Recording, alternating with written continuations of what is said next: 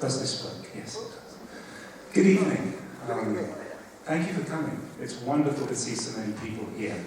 My name is Tom Slater. I'm a professor of urban geography here at the university, and it is my great pleasure to welcome you to this evening with Joe Schaffers. I'd like to make a few thank yous here before I get going. And the first one is to Tracy Marshall, who provided me with assistance in booking this venue and organising all the catering we're going to have afterwards, and she was incredibly helpful, so thank you to her. I also want to thank Nick Rowland from Edinburgh Global and my dear friend and colleague Professor Julie Couples from the Institute of Geography, because the funding for the catering came from their generosity as leaders of those institutes. I also want to thank my dear friend Jan Penrose, who is here this evening. Jan and I ran a field course to Cape Town pre-COVID every year for 4 years, and it was quite simply an honour to do that with her. And Jan and I nominated Joe for the Honorary Doctorate that he was awarded on Monday, and it's a joy to share these experiences with Jan. We've been looking forward to it for so long. I also want to thank my friend Vice Principal Professor James Smith for his generosity and support in preparing for Joe's visit. And you're going to be seeing some photos this evening from 3 photographers, and I've had permission to use their images as we talk, as Joe talks. And the first thank you is to Martin Gresshoff, who Joe knows very well. He's the convener of the District 6 Facebook group. And Martin gave us permission to show some beautiful photos this evening, which were taken by his uncle, the late great photographer and architect, Jan Gresshoff. And so we've got some images from Jan's collection. And we also need to thank Rudolf Reiser, who is retired and lives in Spain. And I got in touch with him ages ago to ask about using an image in a book I published. And he also gave permission to use his images this evening.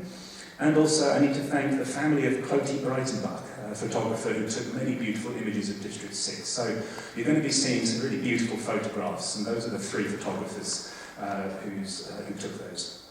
I also want to thank my good friend Joanne Schaffers, Joe's daughter, who's here this evening.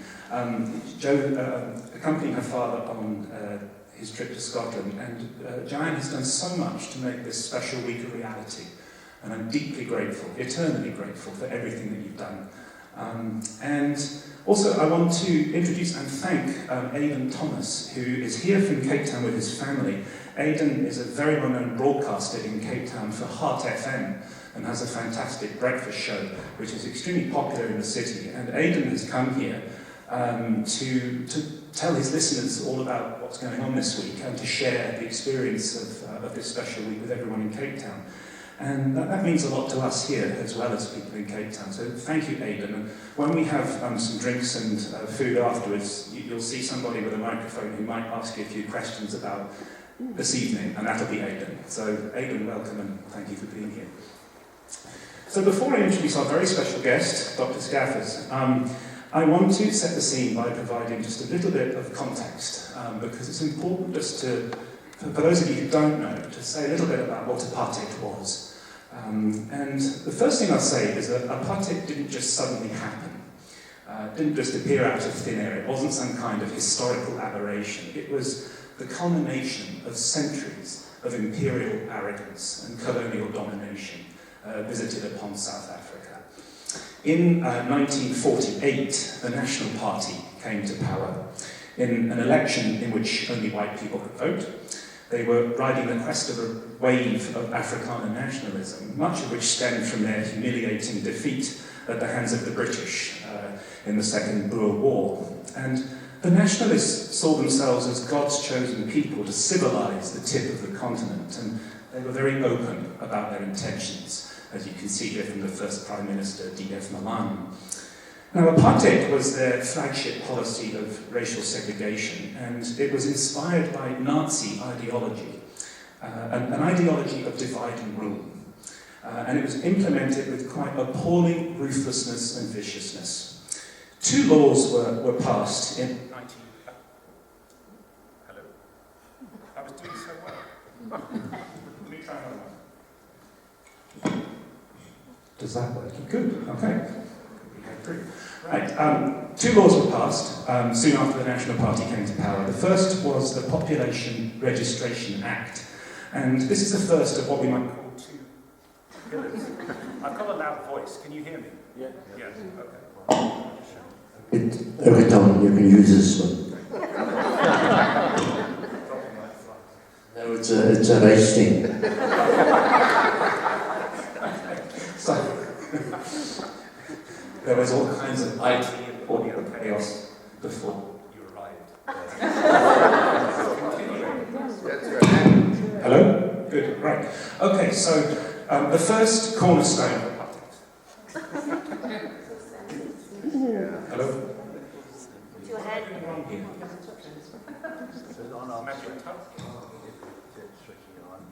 You just haven't got a musical voice. Sorry, Jack. Well, it does work. Yeah, okay. Right, okay. I really want to tell you about these cornerstones of apartheid because they're kind of important. Right, I will try again. Here we go. So the Population Registration Act of 1950. This was the legally enforced classification of the entire South African population into one of four racial categories, with a rigid hierarchy in that order, whites at the top, obviously. Now, there can never be any scientific basis for such categories, and there are truly preposterous official descriptions of these categories. So this is the official definition of a white person in apartheid South Africa. If anyone can make any sense of that, tell me, because it's complete nonsense. But these appalling descriptions of people ended up shaping people's life chances in every single way imaginable if you were not white. And I want to tell you a little bit about Cape Town, because it has an interesting context for how these policies were implemented. So Cape Town has always been a place of the mingling of peoples. Alongside the indigenous San and Co peoples, we are talking about 4 centuries of intercontinental trade, stemming right the way back to slaves brought to the Cape by the Dutch East India Company in the 17th and 18th centuries. So that means a significant majority of Cape Townians have been neither whites, nor Asians, nor blacks, but mixed-race persons designated Cape Coloureds. And the degree of ethnic mixing in so many Cape Townians is truly remarkable, and it defies any simplistic categorization. So you've got this Population Registration Act. Now imagine trying to impose a legal system of watertight, mutually exclusive racial categories upon 1 million or so persons whose appearance and culture makes them impossible to classify in such a way. Imagine trying to do that. How can it be done? Well, roughly is the answer. Roughly in the sense of approximation, and roughly in the sense of bruising. Now, bruising, when I talk about bruising, I'm talking about the second cornerstone of apartheid, which is the Group Areas Act of 1950. And this is the crucial act to understand the context of what Joe's going to talk about this evening. So, what happened under this act is that entire neighbourhoods were proclaimed by the government as group areas for occupation and ownership by a specific racial category. So, if you were classified as belonging to any other racial category, what did that mean? Well, you officially, in government language, were disqualified from living where you were currently living. And you had to move out by a deadline that was allocated by the government. So, what did this do to Cape Town? Here's a map, and I hope you can see this. So the centre of the city is at the top there, and there's an area called District 6, which is the focus of much of what we're going to talk about this evening. Very centrally located area. And this neighbourhood was declared, this was a multi-ethnic neighbourhood, but predominantly people living there were classified coloured.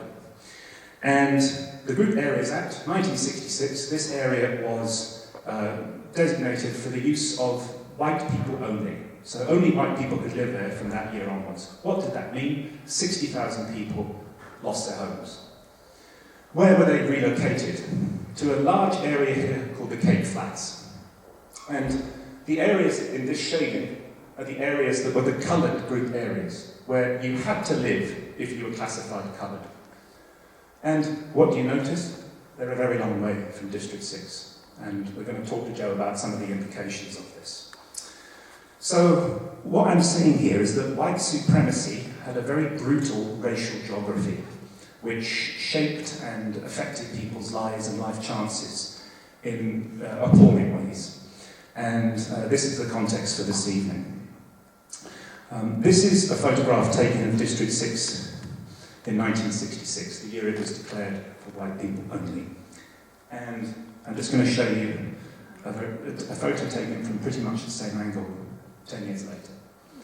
So people were evicted and their homes were razed to the ground.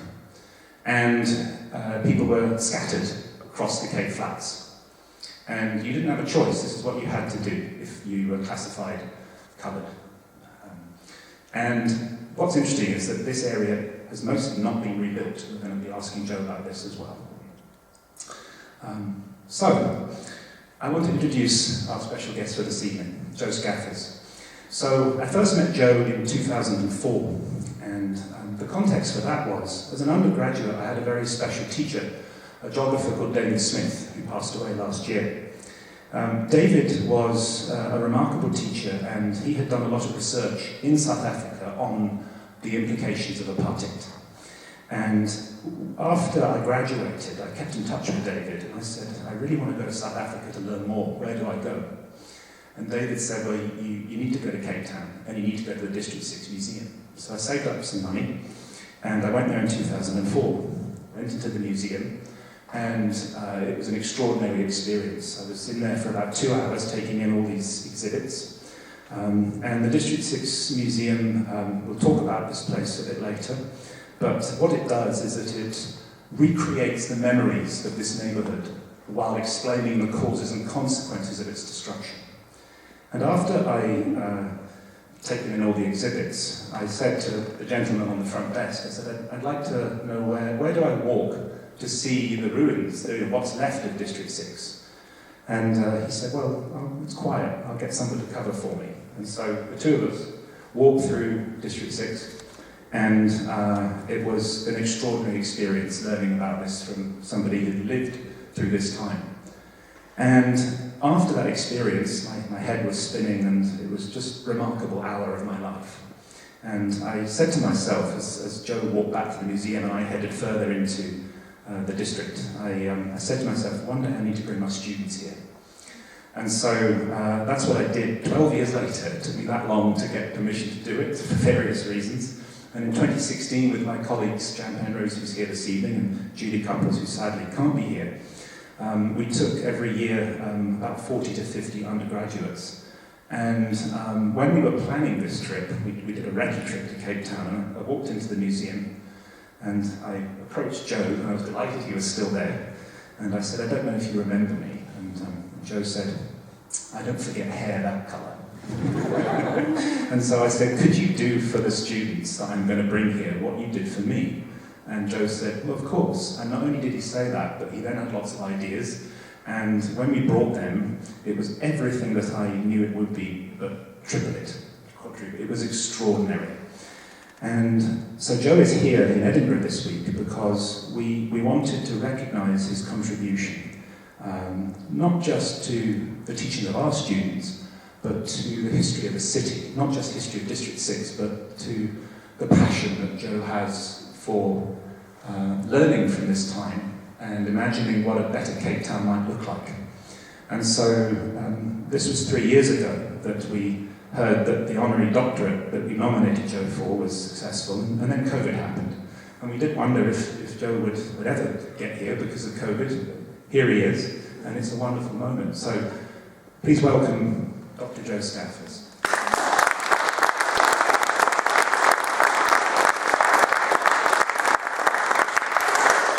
Thank you, Tom. Firstly, I suppose I'm also going to make a couple of thanks here. To Tom Slater, to, of course, his other sidekicks, which I normally call me the Three Musketeers, because they're always together. But I added a little twist to that, I call them the Three Whisketeers, because they led me into bad roads and into whiskey tasting, which I don't regret. So there was a comme ci, comme ça thing, you see. But thank you, to Jan and to Julie. But then also to the fantastic Edinburgh University. One of the top 10 universities in the world who saw the worth and listening to the voices of those three educators, if I may call them that, and to give me the opportunity to come here. And I still had one hell of a bloody job getting my head wrapped around being called doctor. For me, a doctor's a guy who writes certificates. So it's just that it's something that I could never ever imagine. And when I sit back and I think to myself, as I said just on Monday, if anybody had told me that I would, a youngster coming from the streets of District 6, ever landing in a huge establishment like this, and being honoured, I would have said they must have been smoking something very badly. But yes, I've been told by my bouncer at the back there, I must stand. That's my daughter. So, can you see me now, all of you? Thank you. So Tom had come along and started a new episode in my life. I know I could tell the story, but it just became more intense. It became a more purposeful thing instead of just telling a story. I grew up in an area. Can I go into that now, Tom? Yes. Or shall we speak about it? Sorry, just before you do that. Yeah. These are images of the Blumhof Flats, which is the municipal housing complex where Joe was born and raised. And so as Joe's talking, I'm just going to show you a few more of these images. Well, actually, you'll see right on the top, on the corner there, that is where my wife lived. That's where they lived. And I would live 2 blocks away from there. So we had a courtship of a good many years. But it must have been one of the cheapest courtships, because I never spent any bus fares or train fares. It was just a matter of running from one block to the other block. But it was a fantastic community, and that was one of the pilot projects of the then City Council. Those consisted of 3-bedroom, 2-bedroom, single-bedroom, lounge, kitchen and bathroom. This over here was the start of the change of the housing development in the city of Cape Town, especially District 6. And you can see these are 3-story, and then you also see 4-story. And my late brother and his wife, this is where she stayed. So he also had a very cheap. We were very wise. There was that Jewish blood. With a surname like Schaffers, couldn't go wrong. So we had a very cheap courtships. But there you can see my mom, my dad, and there's my sister.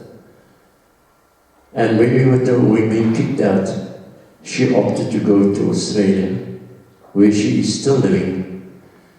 And at the moment that I'm speaking, she's 95 years old. So that was how good the air was in District 6. That you could survive that long.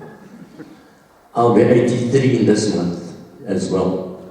So that longevity that we've got. But talking about it, within that complex, we also had a community center, because this was also something new, where we had a nursery school, we had a clinic, we had a community hall, we had a library, people could pay their rent there, and we also had various clubs inside that space, boxing, bodybuilding, table tennis, We had soccer meetings, we had darts. So it was a self-contained unit. Again, a fine example of community living within its space. And the people living outside that area, they actually started looking upon us as people living on the higher plane. But that wasn't the case, it was just that we were fortunate having that. But we never denied any of the people that were living outside of that, of ever using our facilities, because it was communal. And we had quite a bit, outside of that we had chaps that lived in abysmal conditions. But remember that this is a very, very old area. It's like a lot of your buildings here. And there were various designs of buildings here. Some of them absolutely stunning, beautiful. Some of them had pillars like these, Ionian, Doric pillars in there that held up their walls. The balconies were of French design. You could see the French lace railings. So there was absolutely beautiful structures. But these were allowed to deteriorate. So we give the Dutch masters the reason for destroying it. We had laws in place, laws such as the Slums, the Public Health Act, the Housing Act, which could be utilized to force the authorities or the owners of those properties to upgrade them. But they didn't. They allowed it to deteriorate, then use those as an excuse for getting people out of it, over and above the laws that they had passed. And as you can see in the one picture here, this used to be all paved, mostly grass areas, used to be our playgrounds. Because of the closeness of communities, I knew virtually almost everybody that lived in those areas. We knew each other as family. This later became a cricket ground. You could see lights. We used to play a soccer in here, and the same applied to the other side. So we had all the sport and stuff. We developed a sports here. We had a soccer team, aerials, which came out of that area. But we also had a cricket team. But in that soccer team, we had a gentleman by the name of Basil de Oliveira, which many of you would know. So Basil was actually my soccer mentor, and I played cricket against him. Now Basil landed up in England, as you well know. I had to go play in South Africa when he was selected for the English side. And South Africa, of course, refused to play against him because there was a coloured man in the side. So as a result, South Africa was kicked out of all sports, all codes. And that was because of a very simple man who knew nothing about politics. All he wanted to do was play sport. But you had folk here, was in UK, who stood up and then demanded that South Africa be excluded from all international sport. There was another good gentleman who used to work with my brothers at the shoe factory. Very short man, but a fantastic bodybuilder and weightlifter. And his name was Precious Mackenzie. And he represented England in the Empire Games. And he took the gold medal for England in the Empire Games. Now those are examples of how we were denied playing, even playing our sports. It was anathema for us to be seen, to be playing in white areas. So where we came out of was decrepit, terrible areas. And we had to prove our worth playing in those areas. Yeah. I'm going to move on to show now some pictures of District 6 itself, outside the Brunel flat. So here we go. I just want to show this one first of all. Very special lady. That's my wife. What year was that taken, Joe? Roughly? Now you're asking to call back the past. That must have been in the 80s, yeah. And this is, you could see right across there, you could see distance. That was the harbour and stuff there. So the views from their balcony was right across the city. And you could see the Hottentot Hollands Mountains in the background.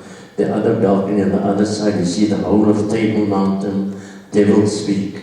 And then you had Lions Head, Signal Hill, and the whole of the docks area. So that was the beauty of the place. Okay. Next. So this is District 6. Yeah, this is now a place called the Villiers Street. And then you can see almost like the French type of, designs. Here you can see these buildings over here. This is called Eaton Place. And you can see again the English or the colonial designs that's in that buildings. And you can see what people had. These are kids playing in the street. And it's a game called Kerem.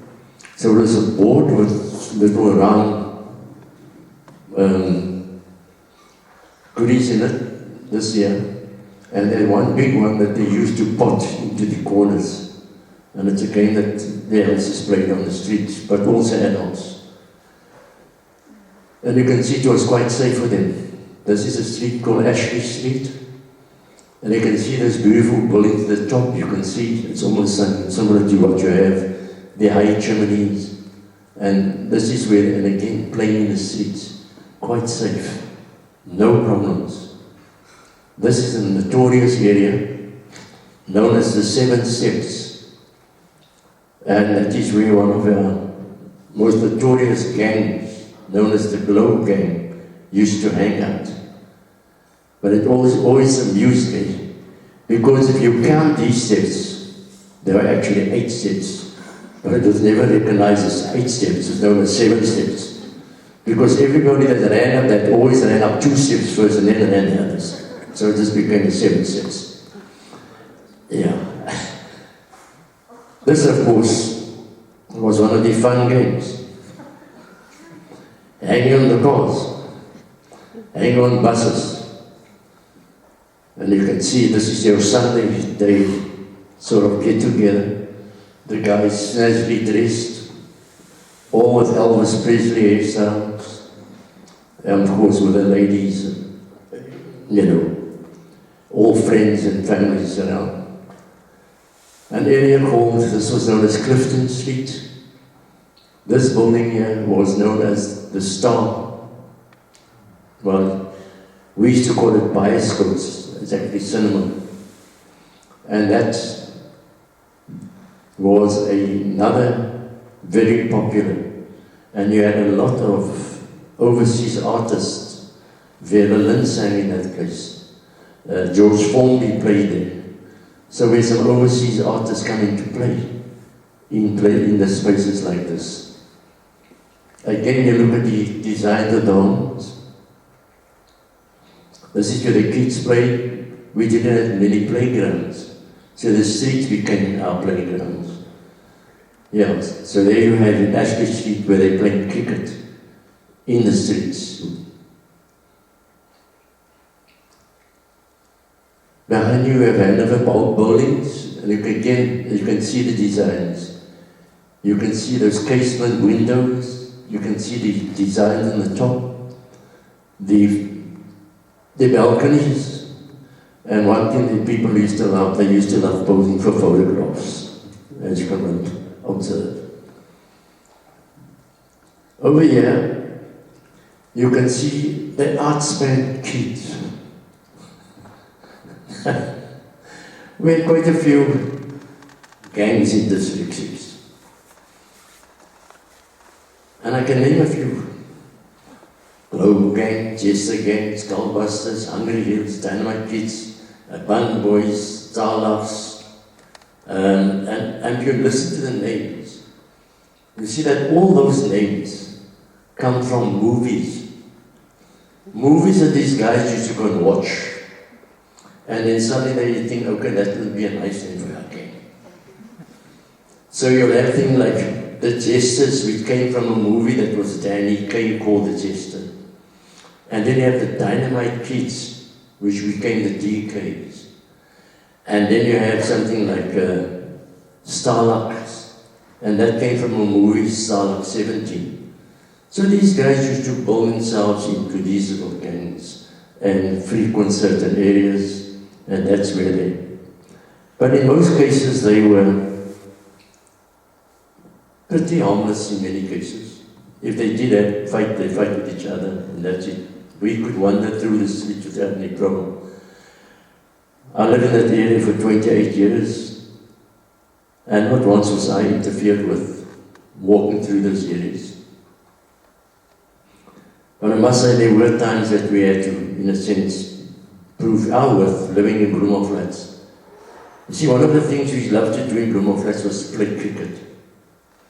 And then one day, a couple of these guys came across and they just decided to sit in the middle of the pitch while we were playing. Now there's one thing you don't do. When it's a sportsman playing a sport, you don't mess around there. So of course, then there was one hell of a fight and we beat the crap out of them. And that was the end of that game. We beat them out of existence. That was it. But that is the way you had to, it's also dog eat dog, but a lot of it, those very gangsters that people call gangsters, they used to, my mom used to go shopping, and whenever she came home, one or two of them would be carrying her bags to bring it with to the house. And then she'd give him a couple of pence or something like that. And she was well known. My mother could walk through any part of District 6 and somebody would know that's Mommy Rosie. She could go anywhere. And that is the way that we grew up. We grew up as one huge family. Again, you have your vegetable hawkers selling their wares. This is known as Hanover Building, also a beautiful building. On the left-hand side is the Rose and Crown Hotel and bar. And once again, it takes you back to almost what we've got here. I was telling Tom now the other day, when I walked through Edinburgh, it brought tears to my eyes because I saw where I had come from and what had been taken away from me. And it was soul destroying again to relive that. And you see the youngsters, one of the gang signs, this is us. I love it. And there's the Wonder Store. We had a lot of those different stores there. And in the District 6 Museum, we've got a bookshop which is called the Wonder Store because we had to memorialize something of the area.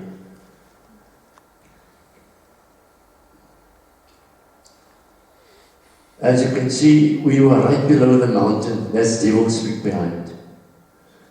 So if you weren't playing sport, the mountain became our other place of solace. We used to go up there for weekends, stay on top of the mountain. But there we learned to appreciate nature. You drank the clear spring waters. You slept in the mountain caves that we had. We wandered, I knew the mountain like almost the back of my hand. I could go through walks, go to the top. So that became another way of educating ourselves about nature. The saddest part about it is that when the kids were kicked out of these areas, they didn't ever see those mountains. Yeah, you have a full, this is Devil's Peak on the left-hand side, on your right-hand side is Table Mountain. And behind it is a school called Ashley Primary School. And you can see we had these cobbled roads. And you can see the type of cars were. This is Lavender Hill. And there's a Table Mountain at the back. So you have your mountain over here. That one is about 5 times higher. That is Tail Mountain. And then your new buildings started jumping up all over the show, you can see at the back there. And this, of course, is your various entrances here. I was going to yes, you want to come in with yeah, so I was going to ask you a few questions about how old were you, Joe, when you first became aware of a system of racial oppression that was visited upon people in South Africa? I mean, because I suppose apartheid, you were born in 1939, and then 1948. So that, you know, obviously there was racism before apartheid, but when did you first sort of feel that something wicked was happening? John, the strangest thing was that, look, I was a youngster, about 7, 8 years old, and I didn't think anything was, I didn't see, well, we never saw colour. But then, my father used to work for a place called Surf Edge Flats, which was in Bantry Bay. Now I used to go out in to go and sort of help him, because when you stand on top of Victoria Road and you look down Surf Edge Flats, all you see is steps going down. It looks like it's never ending, and then those millions of small windows. That's my dad's job, was to clean up and then also do some of those windows, wash those windows. But in that flat was this, there was a Irish lady, the Brodies, she and husband, with the 2 kids. And they allowed me to play with the youngsters' toys, which was fine. And then one day my dad came to me, because I said Mrs. Brody, and he told me, no, Mrs. say, Mrs. Brody, that is madam, that is master. And I looked at him, I said, but his son is as old as I am, and he calls on your name Peter. So it sunk in my knee. But of course my father, they grew up with that madam and master syndrome. I refused to go with that. And I can assure you, when I got home in the evening, I got one hell of a hiding for daring to go against my opinions and calling by not wanting to say Madam and Master, and I still refuse to say Madam and Master. Lie, bloody hell. Any case, at 8 years old already, I started getting rebellious. So, but then also we had some very good teachers that were around that started putting us the ideas, because they had seen the writing on the wall already. And then through our schools, we've been educated about what they're trying to do. They're trying to break us up. They're trying to break your minds. They're trying to entrap your minds so that you believe in what they're saying. Tell us about some of these images here, Joe, because I believe that, I mean, this came in 1953, and it was called the Reservation of Separate Amenities Act. They had so many acts, they could have done a play, couldn't they? Exactly. Anyway, so this came in 1953, and it became known, correct me if I'm wrong, as petty apartheid. Is that right? Yeah, no. And so this was separate everything, depending on race. So I've got a few images here. Maybe you could share some memories, Joe, of this. Yeah, you must remember that what was happening now, they had to duplicate everything. There was 2 of everything. 2 buses, 2 trains, 2 taxis, just separate. Everything was separate. So you can imagine the cost involved in trying to maintain an apartheid strategy. Your beaches, 2 different beaches, and you find it on a coastline like that, where there is white sand and everything, that was for whites only. Where there's rocks on the other side, that was for coloreds. But one thing that taught us to swim bloody well, because if you didn't swim there, you were going to drown. So we became excellent swimmers in those areas. This sign, I don't know if you can read it, it says, for European children only. And I believe you have a story of, it's a nanny and... Yes, I can tell you that. Now you find a situation where the nanny if she has a child, she could walk on the beach with the child because she's doing a job. She's a nanny. But she couldn't go in the water because the water was whites only. So I always say that what happens if that child goes into the water, gets knocked over by a wave and gets dragged out? Must say, nanny, nothing, but I can't go in here, this is for whites only. You understand the illogical thinking of how, and they never thought anything like that. And the stupidity of this whole thing, that you could walk with your the child on the beach, but you couldn't put your feet in the water. It was just crazy, crazy days. There's one here which is taxi rank for whites, and I believe also ambulances were segregated as well. Everything was segregated, Chappie. If you're involved in an accident, depending on your colour, if there was an accident and the ambulance came along, but it's people of colour, not allowed to pick you up. You can radio for another ambulance, whether you die or not, that's not their problem. This is the situation as it was. So, this one is for the museums. Now, see, this is for the use by white persons. And it says so beautifully. These public premises and the amenities thereof have been reserved for the exclusive use of white persons. Right. Now, if you look at that notice there, it says these public. Public means everybody. Has been reserved for the exclusive use of white persons only. So, and then you get another notice that says, I don't know if you got it yet, Tom, where it says, taxis are for, this area is reserved for, no, you haven't got that. These are reserved for blacks only.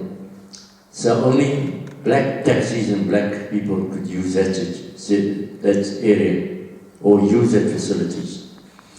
So that was the logic where then you had your buses, whereby you find that you get a bus, non-whites on the top, whites at the bottom. So whether you're 60, 70 or 80 years old, you had to climb those stairs to the top. Whites would sit at the bottom, and even if the bus was empty at the bottom, you weren't allowed to sit at the bottom. You had to either take another bus if the thing was full at the top there, but that's the situation it was. Your trains were divided into whites, second class would be non-whites, and the third class would be for your blacks. So there's one train, 3 different race groups on that train. It was absolutely horrendous, crazy days. But we lived through that. And we had to try and survive through all that. This is the Cape Argus on February 11th, 1966, which is when District 6 was declared an area for the exclusive use of the white race group.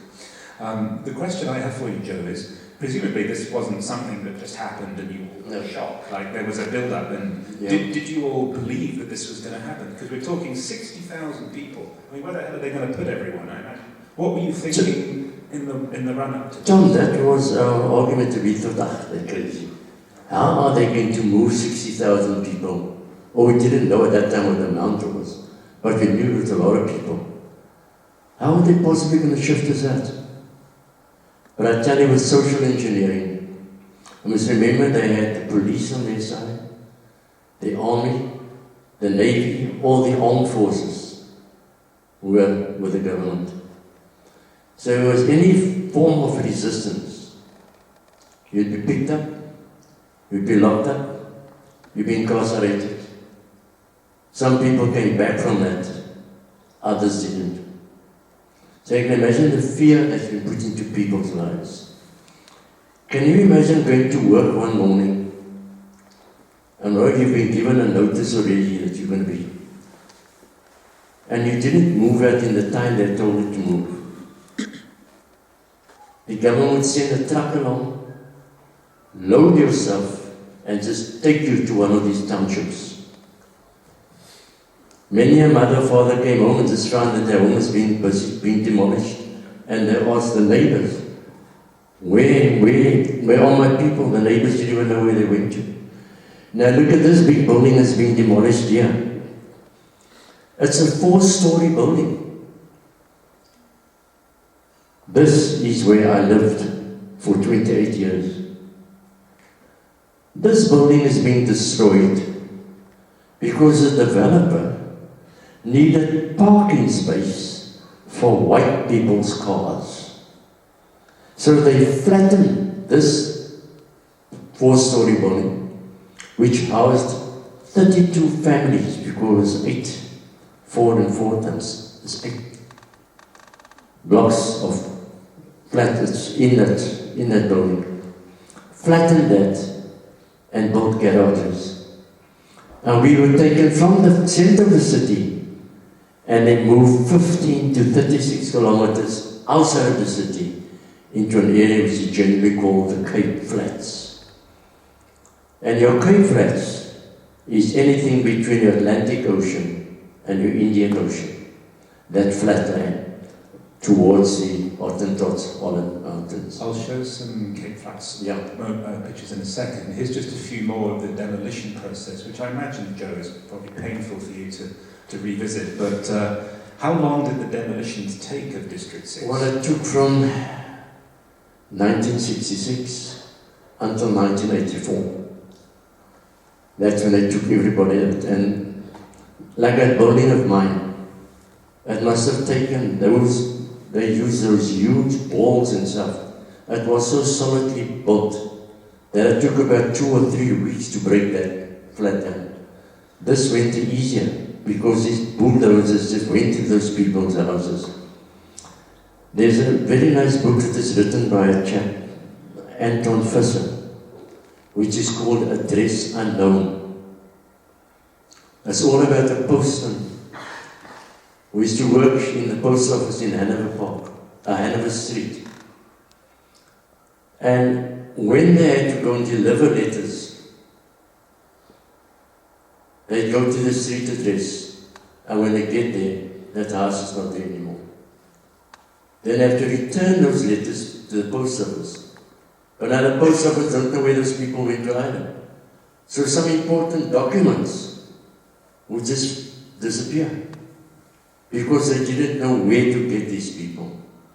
And that is the sad state of affairs that people had to go to. If you look at the views behind you, this section over here,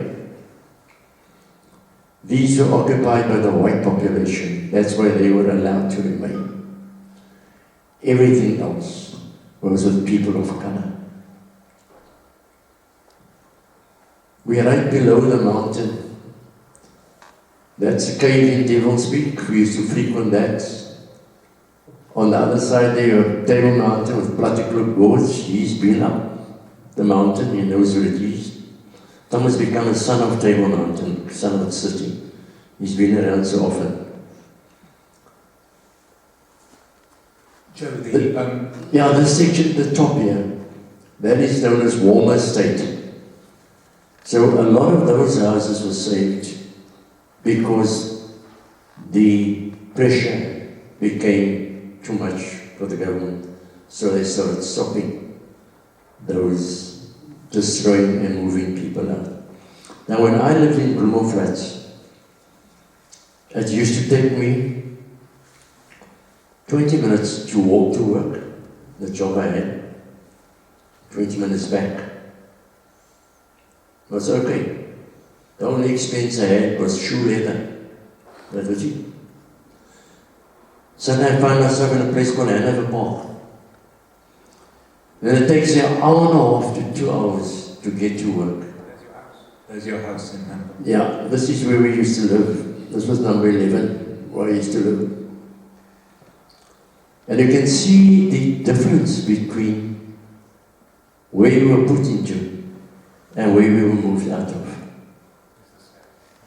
This is the conditions people had, and you can see the washing lines all the top. The kids are playing in this, and of course your gangs. And with your gangs, of course, came your drugs, your gangsterism, and kids got caught up in all that. So it just made their living conditions absolutely shocking. And for 34 years, 34 years, I worked amongst that community. I worked amongst the worst of gangs.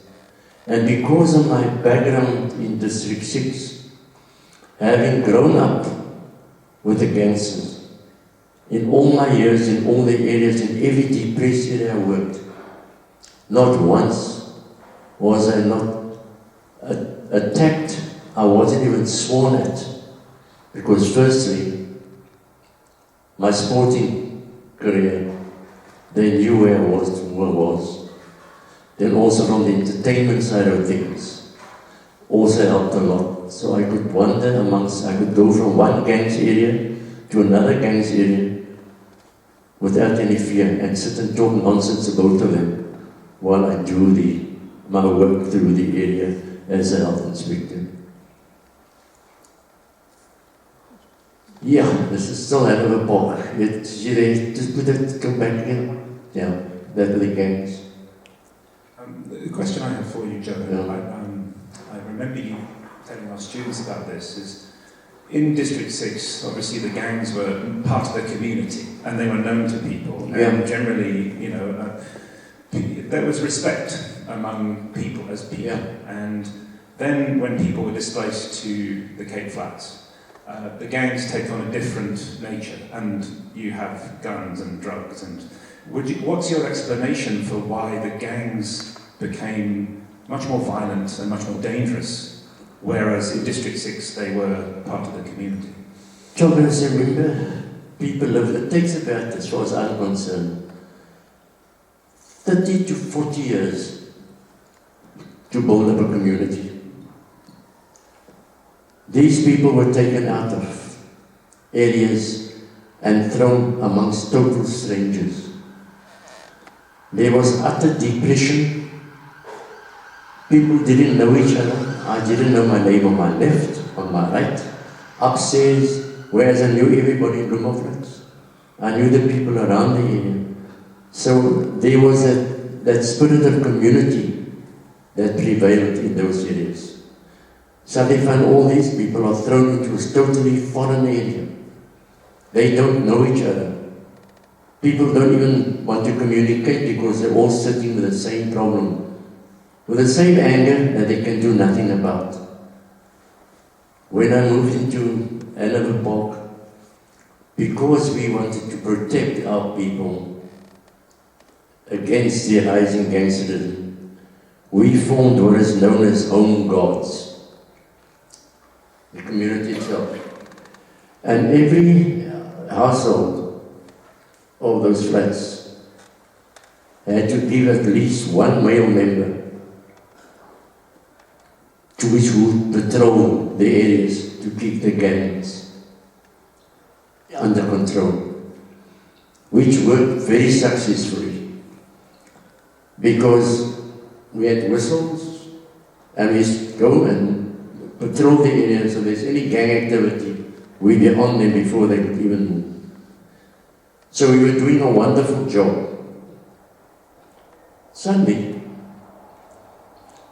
because we were successful, the police came along and said, no, you cannot form your own gang. You've got to become police reservists. Now, how the hell can you become police reservists to your oppressor? Who's put you into the situation? So, and that's when the home guards of this stuff disappeared.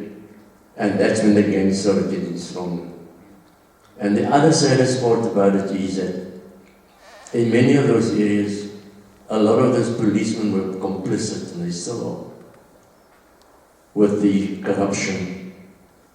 The drug lords all pay back time. That's the unfortunate part about South Africa at the moment. It's the absolute corruption which is destroying a beautiful, beautiful country. And it's so sad that we could have all been living a decent life if, sanity had prevailed. But greed and selfishness cause the destruction. And what's even worse is with the change of our government, that greed and destruction, and of course, that carried on. It hadn't changed. And you can see there, it says there, apartheid still the past, corruption seals our future. I had to laugh this morning. Somebody said to me, they sent me on my Facebook, don't forget that Cyril Ramaphosa will be on radio, on TV this morning. So I sent a message back, is that the comedy strip that you're going to be watching this morning? Because they are, it's laughable when you think what we are going through. At the moment, we've got a thing called load shedding. Load shedding. Now you're probably wondering what the devil is load shedding. And it's not going to the toilet either, this is, Load shedding is when they select certain areas to put off your lights. And it's put off for 2 to 2.5 hours, sometimes more. Some people say without lights for the whole day. And then they go from another area and another area, putting off lights in order to save electricity. Now you ask yourself, but we are paying, and the electricity prices are just going up. Like you're having a problem now, people are already moaning here in the UK that they're going to increase the price of petrol. Again, we have a major problem because the petrol is so expensive to us that it's not even worthwhile having a car. But like yesterday, and Aidan Thomas is here, I was listening to him yesterday giving a report. And it really hurt me when I heard it. If it wasn't so tragic, it's really been a joke. That in so many areas, there were no trains running, there were no buses, the taxis weren't coming through, the cars weren't coming through, because the lights weren't working. Now can you imagine coming from those areas and you have to come to work? And you're coming, as I said, for 2 hours, you've got to be traveling, coming through. The cost alone of having to travel. Then you have to get to work. You get to work late. Not all bosses are nice. Your job is at stake as well. So never mind the COVID, you've got this other problem. And this problem isn't caused by disease. It's caused by the greed and the corruption of a government that is running the country at the moment. And that is what makes us so mad. That a lot of us fought for the independence and democracy. And as I said on Monday, and as I think Bob Marley says, democracy is only a word. That is the truth in our country.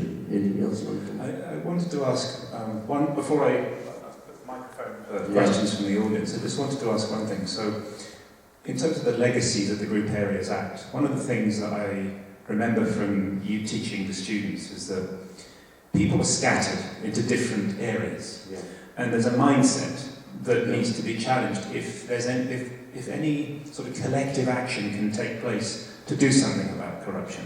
And again, you'll have to explain that in more detail, but people have this sort of, this is my area, that's your area, right? And I suppose the question I have is, how do you get past that geographical segregation that exists in the city that's the legacy of what you've talked about? You see, Tom, again, our former oppressors, they worked well on the divide and rule policy.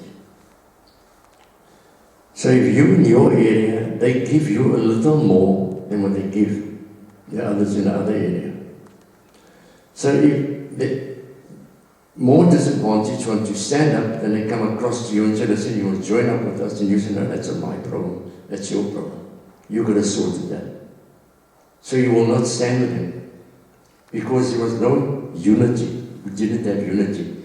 That only came much later. And that came with the kids in 1976, starting the riots. And children died. I was there when kids were being shot, with not only birdshot, but with buckshot. Langa, I think 39 kids died. Up in Soweto, there were a lot of, about hundreds and some odd died. You were here for the Guguletu 7? The Guguletu 7. I was sitting in my office in Edinburgh when I got a call from my medical officer of health to tell me, Joe, now we were all equipped with two-way radios. Can you please go down to Guguletu? I believe there's some bodies laying in the field on the road. So I thought that's rather strange, but in any case I jumped into my car and I drove through, but not through the normal road I would go to Guguletu. I thought, wait, let me take the long way road around. And I came through an area called Montana. And I came up this bridge, and as I got to the top of the bridge, about 6 guys came out, all white, dressed in their army uniform. Now, if you think a barrel of a gun is big, wait till you see 6 of those barrels of FN rifles at your head, with those pimply-faced youngsters behind it, standing. Anybody said to do that, I would have been shot. So then they asked me, what am I doing here? All in Afrikaans, of course. So I said, well, I was trying to remember the words on my side. I asked him, what are you doing here? Cheekily, of course. And they said, well, they're coming here because there were some terrorists in there. They had to take them out. I said, terrorists? What had happened was, there was a group of youngsters coming and they were in taxi. But the information these guys got was all wrong.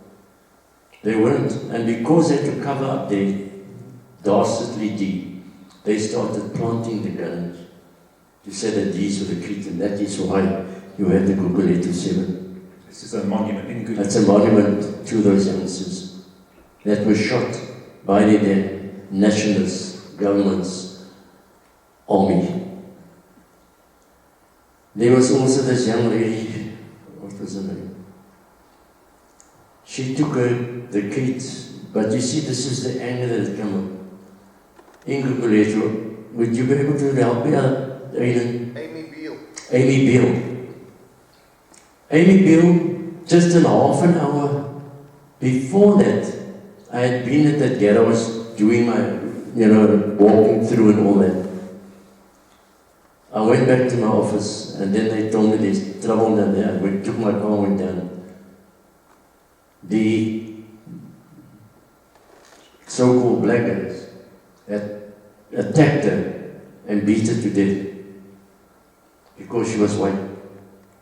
And what she was doing, she was bringing students home because they were at the same place of learning. But their families got such a big heart. The parents put up an Amy Beale Foundation for the education of the children, the black children, in the memory of their daughter that was killed by a rather vicious group that had gone because she was white. That spirit of forgiveness I will never forget. It was unreal that the mother and the father saw fit to say, no, it wasn't your fault. It was a higher authority that caused the death of our daughter. Very final thing that I'm sure people would like to know how you actually ended up working at the museum. What led to, so you were a health inspector for 34 years, yes? Yeah, but and then when you retired, you then came to the museum. The thing is, before I became a health inspector, I worked for one of the most prestigious fishing firms in Cape Town, doing extremely well. working on what is known as a Burroughs machine operator that was breathing to computers and doing extremely well there, earning a good salary. But sitting in that office and watching our guys coming to work as fishermen, and I thought to myself, where are you going when you finished here? And it worried me. And I thought to myself, I cannot be working here in these shelter conditions and my people are out there. I then gave up that job and I studied as a health inspector while working for Irwin & Johnson. They were good enough to help me with that studying. They gave me time off to do my studies because they thought that when I was finished, I'd be working for them as a health inspector in their huge plants. But when it was done, I said to them, thanks very much, but I cannot work here. I'm going amongst my community, and I want to go work amongst those depressed areas. I worked every area in the city of Cape Town, every depressed area, every shack area. I worked, and I learned a lot from those people. I learned about their resilience, and I always boast that all of us were like rubber balls. The harder you throw us down, the higher we will bounce back. And this is what we've been doing. In all those areas, you can look what came out of those areas. Sports-wise, music-wise, education-wise, they've gone and they've come through that. They never let it get them down. It's been a tough, tough time. I can assure you, we came out of there singing gloriously, and we're going to take it further. We are going to turn this place into what it should have been those couple of years ago, a place of, love and harmony that should be, and that is what we're trying to do. You want to know about the museum? Yes, just how you ended up doing that work at the museum, what led to... When I retired from the museum, there was another friend of mine, Vincent Colby. He was a musician. He came to me and he said, Joe, why don't you... He says, you know such a lot about us, you work for so long amongst... Why don't you come to the museum and start telling the people?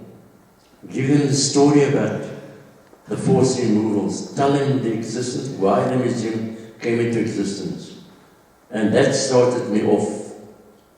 And over and above that, he was also a musician, so we used to play together in bands. So we had this band thing that went, the music that went with it. District 6 was known for its music. Dollar Brandt and all those people came out. Tony Shoulder, he's got some of the music on his. He'll play some of that music later for you from our local band. I never recorded that time. I think I was stupid enough in any case. I didn't go in for the recordings. But then later on, I had my own band, and we went through the whole country to bring the music across. But it was known as Lang Arm. Now you're probably wondering what the devil is Lang Arm. Lang Arm is actually formal dancing. That means extended arm. So that was your waltzes, your quick steps, your sambas, your cha-chas, all those dances. But we had the Afrikaans name for it, which is called Lang Arm. And Tom can tell you. Aiden and also play it on their radio station. But it's the music that was created by our people playing the music, playing formal music to forms of dancing. And our halls for fundraisers, every weekend, there used to be a dance somewhere. And that is how people raised money for their schools, their churches, their sports clubs, to overcome the disadvantages that we were, forced to go into. Okay, we've got time for maybe 3 questions, and there's plenty of time, if you don't get to ask one of those questions, to talk to Joe, because we're here all evening, and there's plenty of food and drink. So if anyone would like to ask a question, now's your chance. I'll bring the microphone to you.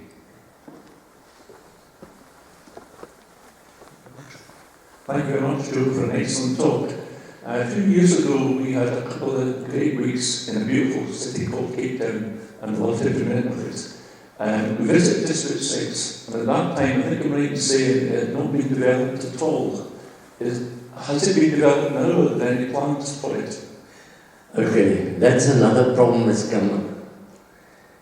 In all the time, there has been, because it's still that fight, you see, you could see the value of that property.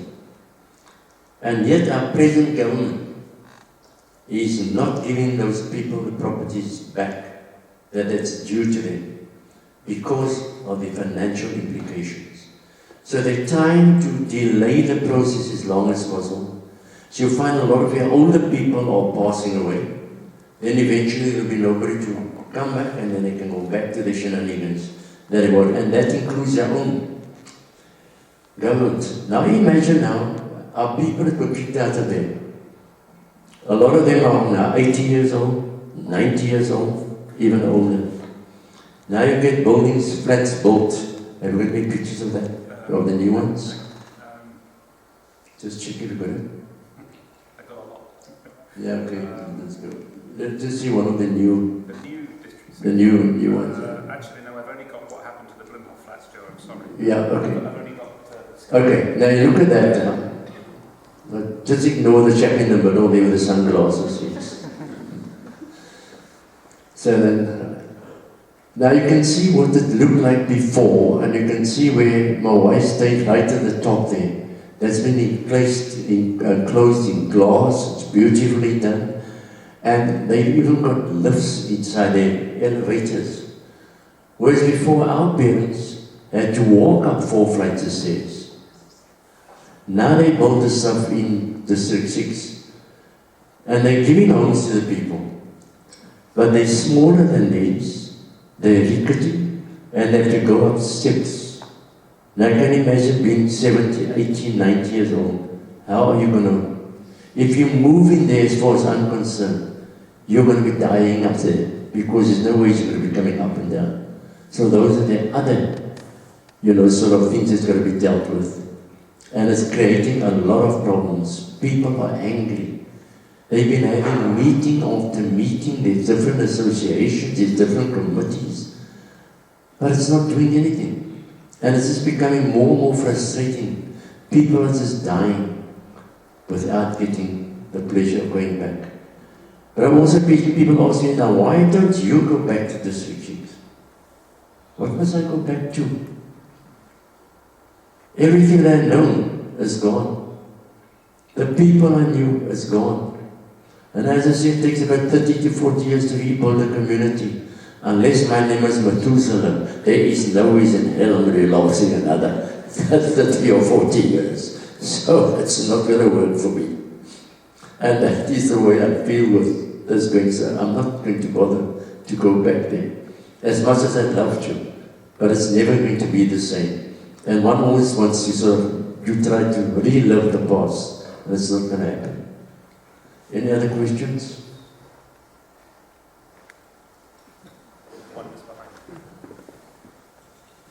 Thank you. Thank you very much. So building on that, the idea that District 6 was made for white people, Yeah. it's as if there was a demand for housing and so on, but you said that a lot of the buildings were destroyed, but nothing was rebuilt. So was it really because there was a demand for white people, or was it more that we wanted colored people away from the city? There was a lot of objections that came through, and there were a lot of protests. The shell company started building, they wanted to build a complex with ghettos and all that.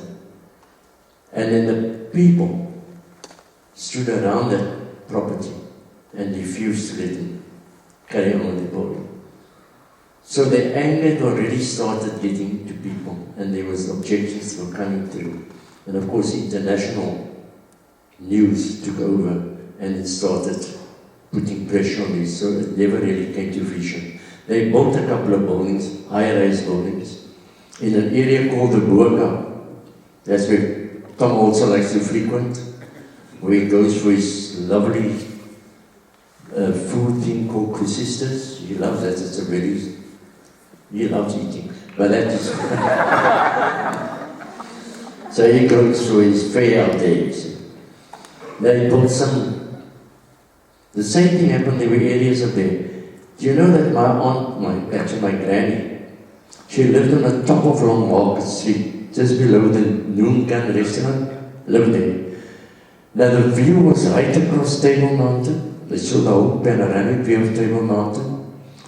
Devil's Peak, Lion's Head, and we look in front of you, the whole of Table Bay, the Hottentots Island Mountains in the distance. She lived there all her life. They offered her, for that plot that she lived in, okay, the house was old, they offered her £600. That property at the moment is probably worth about 6 to 8 million rand. That is what they did. They got rid of you, paid you next to nothing for your properties, and then kicked you out. A lot of the old folk there, at the moment, they are pensioners, and because of the new developments, property prices go up all the time. That means rates go up. The people can't afford to pay their rates. So what do? Rates are property taxes, in our language. They come and they claim them because they can't pay rates. Those are all the tricks of the trade that they're using to try and move people out of areas like that. Any other questions? Maybe I need to know. Just pass the microphone. Yeah, just pause. Thank you. Thank you. Thank you, Joe, for a very interesting talk, albeit quite saddening. I couldn't help but think when you were talking about how there are some parallels between, the forced removal and how, more and more communities are effectively going to be forced to relocate, whether that be through climate crisis or for food security issues, and the fact that that's playing out along racial and colonial lines. And I was just wondering if you'd have any advice for those communities that, I don't mean to be pessimistic, but realistically will be forced to relocate going forward. The problem is it's trying to change mindsets. And I think this is where I come in. I try and change those mindsets. And I'd like to I'd like to give more talks like this, to get people to get an understanding. There is absolutely nothing, there is no such thing as race. For me, that's the first thing. Because I always I say, if I should take 100,000 people from no matter which part of the world you come, I ask you to pick your finger, then what color is going to come out? Now, until we bleed in different colors, we come from one race, and that's the human race. So we must stop looking at each other differently, because we have the same pains, we have the same problems, and we have to see how we can get together to overcome those. And that is the only way we are going to become when people start accepting each other as another person, not another creed, color, or culture.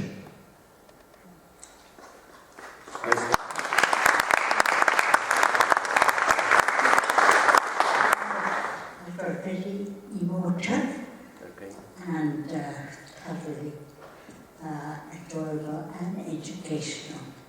I just want to ask something.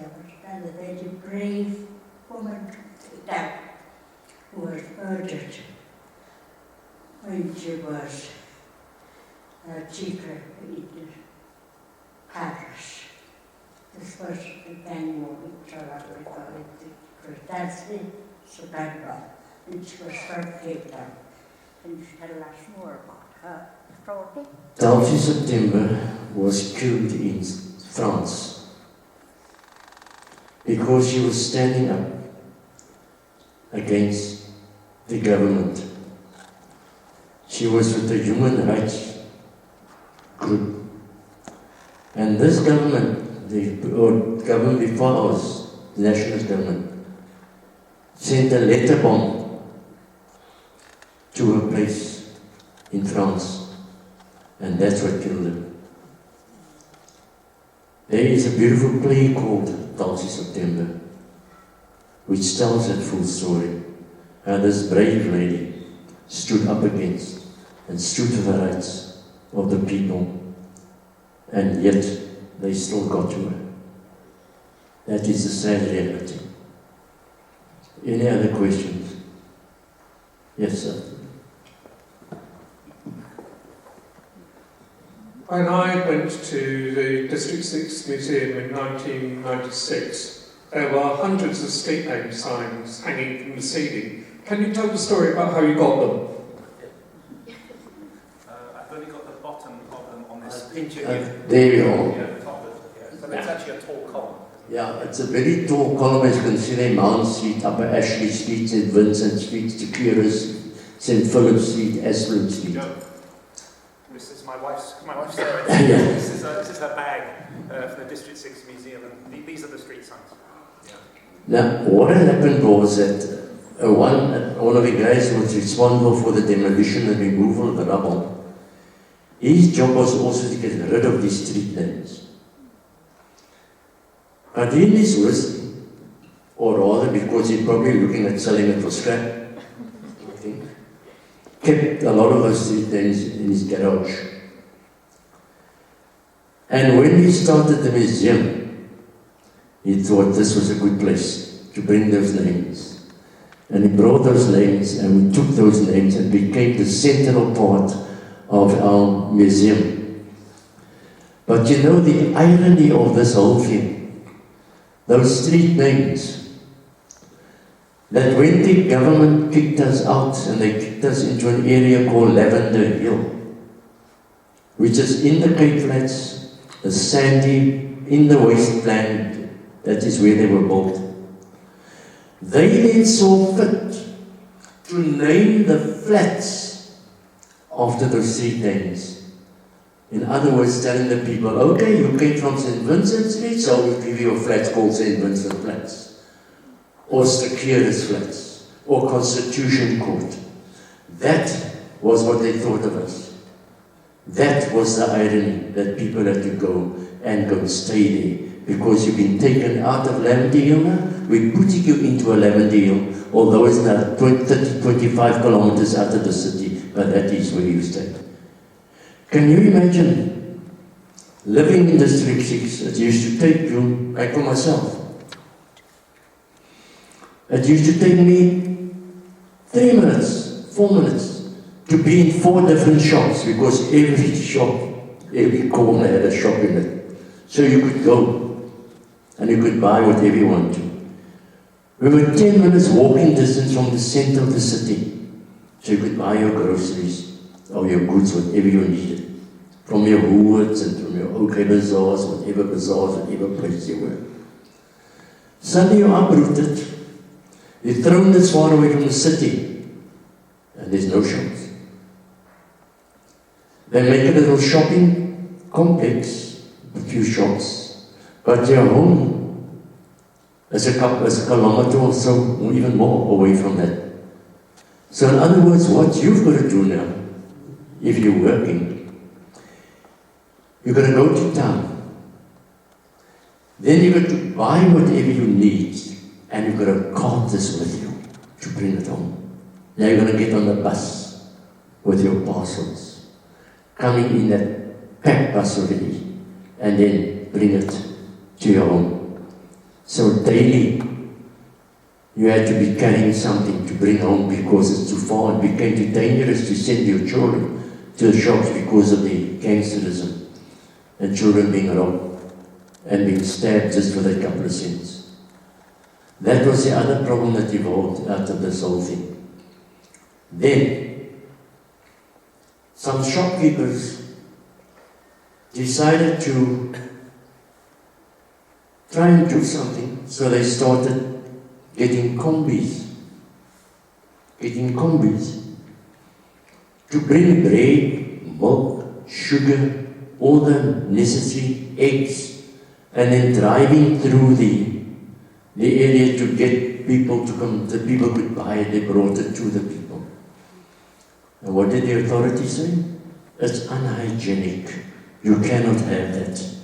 So they tried to stop it. And I was a health inspector, and I stood up in that kind of meeting, and I said to them, okay, you've got this good thing that you want to say. You want to turn a third world situation that you created for us into a first world situation by stopping this. I said, then why don't any of you who are living in your ivory towers come out and come into the Cape Flats and just for 2 weeks, leave your car down. Come and live there and do what those people do on a daily basis. Get up at 5 o'clock in the morning to start getting your transport. Get into a packed train or a bus or a taxi. Get to work and get to work tired already. Work your job, and then in the evening you're going to get back home, and you get home after 6, 7 o'clock, 8 o'clock, and start it over all day. All I got was a deathly silence.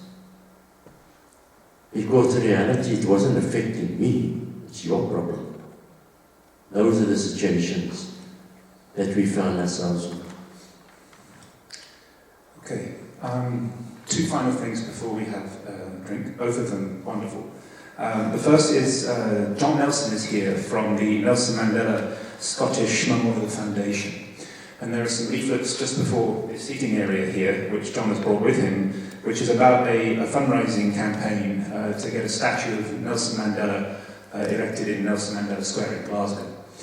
So please have a look at those leaflets and grab one and support the foundation if you are able to. The final thing is something rather special. So on Monday, Joe was awarded his Honorary Doctorate, and it was a magical occasion. But I don't know if you've opened the tube that you were given yet, because all that it contained was the speech that I gave. And the reason that's the case is that the principal of the university who signs your certificate got COVID. So there was no signature, and eventually it's been signed. And Jan Penrose, would you like to come and join me up here, because I'd like to present this together. Optional, of course, if you, because it means a lot to all of us who did the field course, that we can actually award you your doctorate here, the actual doctorate. So that was I given a phony one?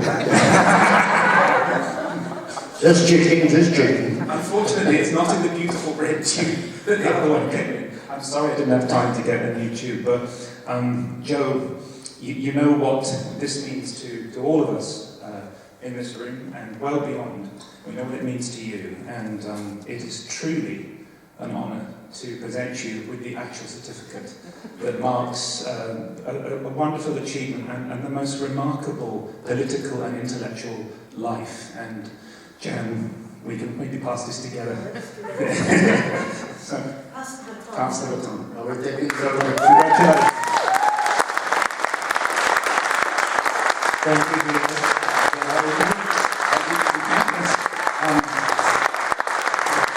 I'm never not to trust the white man anymore. Let's first check it easier.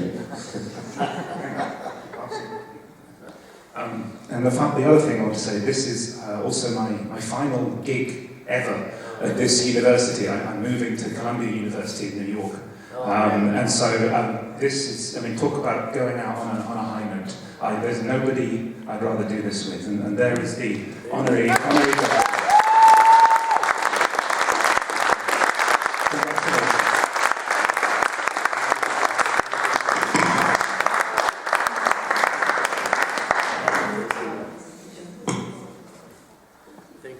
Thank you. There's plenty of wine and food. Please, I think I might have over-ordered on the food front, so please bring appetite to it.